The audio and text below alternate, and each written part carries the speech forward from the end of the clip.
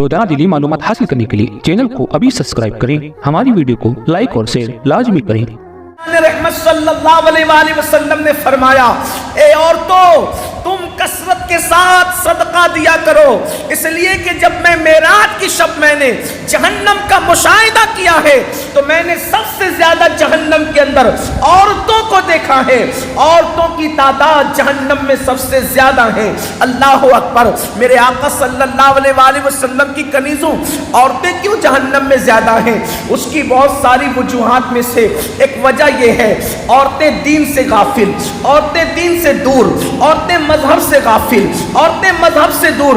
اللہ اکبر۔ عورتوں کا حال یہ ہے، آج کل تو عورتوں کی فکر یہ ہو گئی ہے، عورتوں کی ذمہ داری کیا ہے؟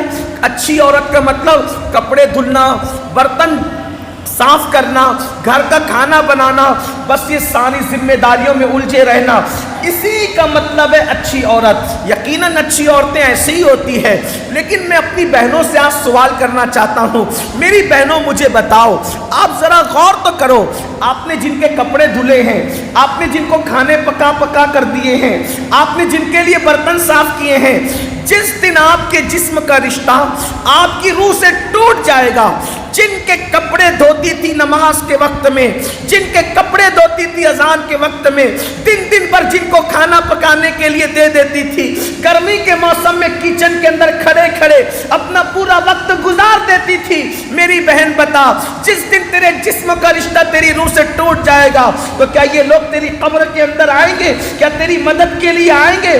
اللہ اکبر۔ یہ فریبی اور مکار دنیا ایسی مکر کرنے والی ہے، شوہر ہے مرنے کے بعد شوہر بھی بھول جاتا ہے، بھائی ہے مرنے کے بعد بھائی بہن بھی بھول جاتے ہیں، ماں باپ ہے مرنے کے بعد سبھی بھول جاتے ہیں۔ میں یہ نہیں کہتا کپڑے نہ دھلو، میں یہ نہیں کہتا برتن صاف نہ کرو، میں یہ نہیں کہتا کھانا نہ پکاؤ، لیکن میں اپنی بہنوں سے پوچھنا چاہتا ہوں، سب کی خدمت کرنے میں رب کی خدمت کو بھولنے والی میری بہن، ذرا بتا تو صحیح، تو اپنے رب سے رشتہ کب مضبوط کرے گی؟ تو اپنی آخرت کی فکر کب کرے گی؟ تو اپنے آپ کو کب تبدیل کرے گی؟ تو اپنی زندگی میں انقلاب کب پیدا کرے گی؟ اللہ اکبر۔ سب کی خدمت تو کر رہی ہے، لیکن تو رب کی خدمت میں کب پہنچے گی؟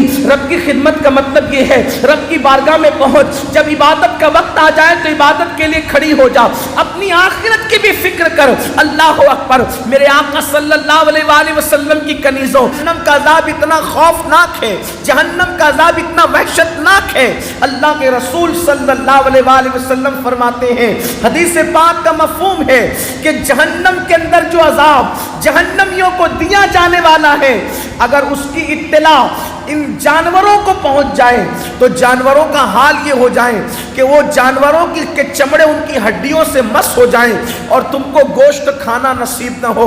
میرے آقا صلی اللہ علیہ وآلہ وسلم کے دیوانوں اور اے سیدہ کائنات سیدہ فاطمہ الزہرا کی کنیزوں، آپ مجھے بتائیں، پہاڑوں کے اندر طاقت نہیں ہے کہ وہ جہنم کا عذاب برداشت کر سکیں، جنات میں طاقت نہیں ہے کہ وہ اللہ کا عذاب جو جہنم کے اندر اس کو برداشت کر سکے، اسی طریقے سے کسی مخلوق کے اندر اتنی قوت اور طاقت نہیں ہے کہ وہ اللہ کے عذاب کو برداشت کر سکے۔ اللہ اکبر۔ جب پہاڑ اللہ کا عذاب برداشت نہیں کر سکتے، جب زمین اللہ کا عذاب برداشت نہیں کر سکتی، جب انسان اور جنات اللہ کا عذاب برداشت نہیں کر سکتے، کسی کے اندر اتنی طاقت و قوت نہیں ہے، تو اللہ اکبر، وہ وجود جسے صنف نازک کہتے ہیں، وہ وجود جسے کمزور جان کہتے ہیں، عورت مردوں کے مقابلے میں بہت کمزور ہوتی ہے۔ اللہ اکبر۔ اللہ کی مخلوق کے اندر، اللہ اکبر، انسان کو اللہ نے کمزور بنایا اور اس کمزور انسان میں عورت مزید کمزور ہے۔ عورت کی کمزوری کا حال یہ ہے، اگر وہ رات کے اندھیرے میں اکیلی ہو تو ڈر جاتی ہے، اگر چپکلی اس کو نظر آئے، جس کو ہم اپنی زبان میں سپلک کہتے ہیں، اللہ اکبر، وہ نظر آئے تو عورتیں اس سے ڈر جاتی ہے، چوہوں سے ڈر جاتی ہے عورتیں، اللہ اکبر۔ اسی طریقے سے مینڈک نظر آئے تو اس سے ڈر جاتی ہے، میرے آقا صلی اللہ علیہ وسلم کی کنیزوں، اب میں آپ سے پوچھنا چاہتا ہوں، جو چھپکلی سے ڈر رہے ہوں، جو چوہے سے ڈر رہے ہوں، جو کسی کی ڈانٹ پر موٹے موٹے آنسو گالوں پر نظر آنے لگے، ان عورتوں کو اللہ نہ کرے اگر میرے اللہ نے جہنم میں داخل فرمایا تو اس وقت ان کا کیا بننا ہے، ان کا حال کیا ہونا ہے، ان کا حشر کیا